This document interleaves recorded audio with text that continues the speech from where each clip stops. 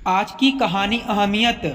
अरे बहू, बात करने का मन नहीं होता तो हजार बहाने क्यों बनाती हो? काम काम काम, दिन भर में कितना काम करती हो। सुबह बच्चे स्कूल चले जाते हैं, बेटा भी ऑफिस चला जाता है, फिर तुम्हें घर में ऐसा कौन सा काम रहता है जो तुम दिन भर बिजी रहती हो? सुबह का खाना भी तुम्हारा बन जाता है जल्दी, तो पूरे दिन काम क्या है? बिना मतलब का जब देखो तब हमें सुनाती रहती हो, काम कर रही हूँ काम कर रही हूँ। अब माँ जी को मैं क्या जवाब दूँ? उनके तो यह ताने रोज रोज के हो गए थे। उन्हें कोई कैसे समझाए कि जिस घर में दो छोटे छोटे बच्चे, ऑफिस जाने वाला पति और काम करने वाली इकलौती मैं हूँ, उस घर में मैं भला फ्री कैसे रह सकती हूँ। लेकिन माँ जी का साफ साफ कहना था कि जितना भी काम होता है वह गांव में होता है। गांव में शहर के हिसाब से बड़ा घर होता है, यहाँ खेतों का भी काम होता है, चार लोगों का आना जाना लगा रहता है, परिवार भी बड़ा रहता है, पूरे दिन काम करते करते निकल जाते हैं। और शहर में तुम अपने पति के साथ अकेली हो, ना कोई आने वाला ना जाने वाला, ना खेतों का काम और नहीं इतना बड़ा घर की पूरे दिन साफ सफाई करती रहो। अब इसके आगे मैं माँ जी को क्या जवाब देती? 100 की सीधी एक बात की, उनको मेरे काम दिखाई नहीं देते। एक दिन माँ जी ने मेरे पति राहुल से भी इसकी शिकायत कर दी। बेटा, कितना काम है तुम्हारे घर में जो बहू को फ़ोन करने का भी टाइम नहीं मिलता। दो दो दिन पर तो फ़ोन करती है। बस इसी बात पर मेरे पति मेरे ऊपर भड़क गए। वह थोड़ा अपने माँ के भक्त थे, माँ की बातें बड़ी जल्दी सुनते थे। अब उनकी माँ ने कह दिया तो मेरे पास कोई काम ही नहीं रहता। उन्होंने भी मान लिया। आंखें होते हुए भी धृतराष्ट्र बने हुए थे। धीरे धीरे बच्चे के स्कूल की छुट्टियां भी हो गई। इस बार मैं गांव जाने के मूड में नहीं थी, इसलिए मैंने माँ जी को कह दिया कुछ दिनों के लिए अपने पास बुला लिया। मन में कहीं ना कहीं यह भी था कि कुछ दिन साथ रहेंगी तो मेरा काम देखकर उन्हें यह समझ में आ जाएगा कि शहर में अपने पति बच्चों के साथ रहते हुए भी वहाँ पर बहुत सारे काम होते हैं। कम से कम इनका एक ताना तो खत्म होगा। लेकिन यहाँ तो उल्टा ही हो गया। मैंने जैसा सोचा था वैसा कुछ भी नहीं हुआ। माँ जी की एक आदत थी, जो जिद पकड़ लेती थी या बोल देती थी, उसके आगे फिर वह मेरी क्या ब्रह्मा के भी नहीं सुनती थी। वह सब कुछ अपने गांव के हिसाब से ही लेकर चलना चाहती थी। गांव में लोग जल्दी उठते थे, 4 बजे तक तो उठ जाते थे, और वैसे भी रात 9 या 10 बजे तक उनका सोना भी हो जाता था। वही आदत माँ जी की भी थी। माँ जी भी चाहती थी मैं सुबह सुबह 4 बजे ही उठ जाऊं, घर की साफ सफाई करके नहाकर पूजा पाठ करके 6 बजे तक फ्री हो जाऊं। लेकिन आप ही बताओ, जो खुद रात के 12 बजे सोएगा सुबह 4 बजे कैसे उठ सकता है? मेरे पति भी लेट आते हैं, 10:30 बजे। आने के बाद खाने पीने में, खाने के जूठे बर्तन धोने में टाइम तो लगता है ना, फिर उसके बाद सोने में 1-1.5 घंटे तो लग ही जाते हैं। लेकिन माँ जी को मेरे रात के सोने में कोई तकलीफ़ नहीं था। उनको बस यह था कि मैं नियम बना लूँ उठने का, 4 बजे उठना तो 4 बजे उठना। 4 बजे उठूं किसके लिए? एक दिन तो उठा भी जाए, रोज रोज तो नहीं होगा। उसके लिए मुझे 9 बजे सोना पड़ेगा, जो कि मुश्किल था, जिसके चलते माँ जी को एक नया बहाना मिल जाता। 6 बजे तक सोएगी तो दिन में नींद कैसे आएगी? अब मैं इसका क्या ही जवाब देती। यहाँ माँ जी पूरे दिन बैठे बैठे बोर हो जाती। एक दिन उनकी बेटी मधु का फ़ोन आता है। मधु से माँ जी कहती हैं, अरे बेटा, यहाँ मेरा बिल्कुल भी मन नहीं लग रहा है, चुपचाप हाथ पैर जोड़कर बैठे रहो। पता नहीं कैसे यहाँ के लोग रहते हैं। हमारे यहाँ तो ना दिन का पता चलता है ना ही रात का, लगातार पूरा दिन चलते रहता है, निकल जाता है।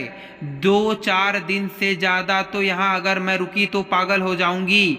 बहू, भी है तो पता नहीं क्या दिन भर खटर पटर करती रहती है, उसका काम तो मुझे समझ नहीं आता। सच में यह सुनकर रोना आ गया। अगर इंसान कुछ काम ना करे तो उसे चार बातें सुनने को मिलते हैं तो समझ में भी आता है, लेकिन काम करते हुए भी अगर उसे काम की और उसकी कोई भी कीमत ना रहे, दिन भर खड़ा रहने की बावजूद भी यह सुनने को मिले काम क्या करती हो, तो रोना तो आएगा ना।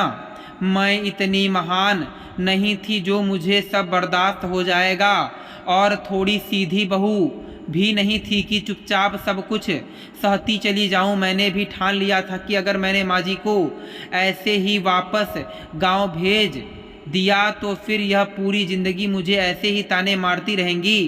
इन्हें तो मुझे अपने काम की अहमियत बतानी ही पड़ेगी। मेरे दिन भर के खटर पटर का मतलब दिखाना ही पड़ेगा। अगर बस फिर और क्या था। अगले दिन सुबह सुबह मैं बेड पर से उठी ही नहीं। जैसे ही उठने का टाइम हुआ तो कंबल और ओढ़कर सो गई। राहुल भी फ्रेश होने के बाद चाय के लिए बाहर हाल में बैठ गए। माँ जी भी चाय के लिए बैठी। जब काफ़ी देर तक चाय उन दोनों को नहीं मिली तो राहुल ने कहा, माँ आज अभी तक चाय नहीं मिली, जाने क्या कर रही है रितु। माँ जी गुस्से में उठकर जाती हैं। देखने किचन तो बंद था। वह गुस्से में बड़बड़ाती हुई मेरे कमरे में जाती हैं। जैसे ही मैंने देखा कि माँ जी आ रही हैं, मैं तुरंत ज़ोर ज़ोर से कहारने लगी, काँपने लगी।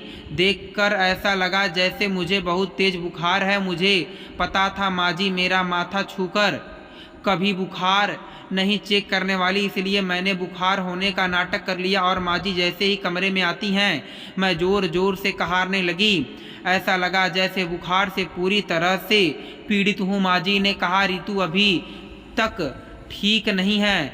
बाहर राहुल कब से बैठा है चाय के लिए। मेरे कहारने की आवाज़ सुन हैरानी से बोली, क्या हो गया, तबीयत ठीक नहीं है तो दवाई खा लिया होता। ऐसे सोने से काम थोड़ा ना चलने वाला है, सोने से ठीक हो जाएगा तो सो कर ही देख लो। कहते हुए माँ जी बनाते हुए किचन में जाती हैं और चाय चढ़ाकर नाश्ते की तैयारी करने लगती हैं। राहुल किचन में आते हैं तो माँ को काम करता देख सीधा मेरे कमरे में आते हैं और कहते हैं, रितु क्या हो गया तुम्हें अचानक से? पूरी रात तो तुम ठीक थी, फिर अचानक बुखार कैसे हो गया? कहते हुए राहुल ने जैसे ही मेरे सर पर हाथ रखा, सर तो बिल्कुल ठंडा था। राहुल हैरानी से मुझे देखते हुए कहने लगे, रितु यह क्या नाटक है? माँ तो कह रही थी कि तुम ठंड से कहार ही रही हो, तुम्हें तेज बुखार है, लेकिन तुम्हारा बदन तो बिल्कुल ठंडा है। मैं तुरंत उठ गई और राहुल का हाथ पकड़ते हुए कहा, राहुल प्लीज़ मैं तुमसे कभी कुछ नहीं मांगूंगी, लेकिन इस समय प्लीज़ माँ जी को कुछ मत बताओ। मैं बस माँ जी को यह दिखाना चाहती हूँ कि मैं यहाँ पूरे दिन बैठी नहीं रहती, सोती नहीं रहती। माँ जी ने तो जैसे मुझे चारों ओर बेइज्जत कर दिया है, यह कहते हुए कि यहाँ पर कुछ काम ही नहीं है, इसलिए थोड़ी सी बस अपनी अहमियत माँ जी के नज़रों में लाने के लिए मैंने यह नाटक किया है। प्लीज़ इसमें तुम मेरा साथ दे दो, माँ जी को कुछ मत बताना। राहुल बड़ी बड़ी आंखें करके कहता है, अच्छा तो मैं अपनी माँ से काम करवाऊँगा। मैं भी थोड़ी सी गुस्से में बोली, ठीक है मत करवाओ, मैं जाती हूँ।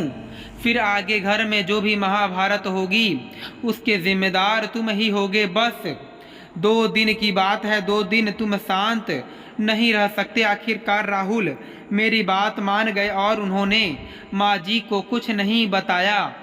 जब सारा काम अकेले माँ जी को करना पड़ा, पूरे घर की साफ सफाई, झाड़ू पोछा, बर्तन, कपड़े, बच्चों को नहलाना धुलाना, उनका होमवर्क, उनको ट्यूशन से ले जाना, उनके बैग लगाना, उनकी टिफ़िन तैयार करना, सुबह सुबह बच्चों को तैयार करके बस स्टॉप पर छोड़ने जाना, फिर दोपहर को उन्हें घर लेकर आना, राहुल को पूरा खाना ऑफिस में देना। सारा काम माँ जी के ऊपर अकेले पड़ गया। 2 दिन तक से माँ जी ने सब कुछ संभाल लिया।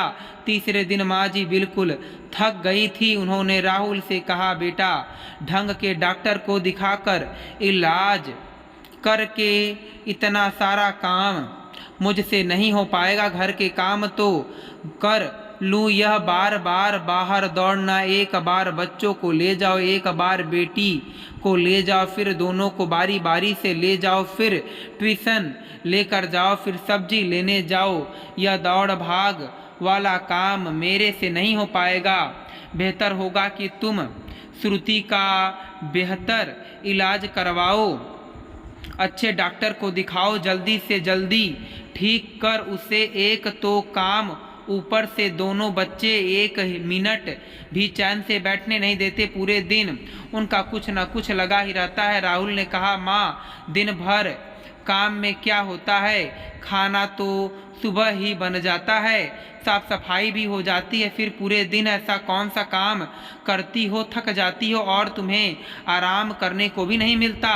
बच्चे तो बेचारे चुपचाप पड़े रहते हैं, वह कितना परेशान करने लगे तुम्हें। राहुल ने यह बातें मेरे सामने ही माँ जी को बोली थी। राहुल की बातें सुनकर माँ जी को कुछ बोलते ही नहीं बना, वह चुपचाप मेरा मुंह देख रही थी। मैंने मुस्कुराते हुए कहा, माँ जी 2 दिन में तो आपको समझ में आ गया होगा कि मैं दिन भर करती क्या हूँ और मेरा खटर पटर क्या है। अब तो आप मानती हैं ना कि बच्चों वाले घर में चाहे वह गांव हो, घर हो, शहर हो, घर होता है, घर में काम ही होते हैं, बस खाना बनाना और सफाई ही काम नहीं होता। मेरी बात सुनकर माँ जी ने कुछ नहीं कहा।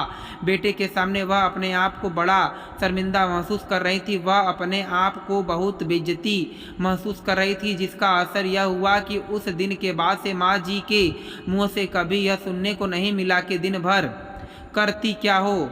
दोस्तों, ज़रूरी नहीं है कि हर बार आप एक बेचारी बहू बन के सहते ही रह जाओ। कभी कभी अपनी अहमियत खुद लोगों को समझानी पड़ती है, चाहे वह घर का हो या बाहर के। और अब वह ज़माना नहीं रहा कि कोई एक गाल पर थप्पड़ मारे तो उसे दूसरा गाल भी दे दो। अपनी जगह और अपनी अहमियत खुद बनानी पड़ती है। दोस्तों, मैं उम्मीद करता हूँ कि आपको यह कथा पसंद आई होगी। फिर मिलेंगे आपसे अगली कथा में। आप सभी का धन्यवाद।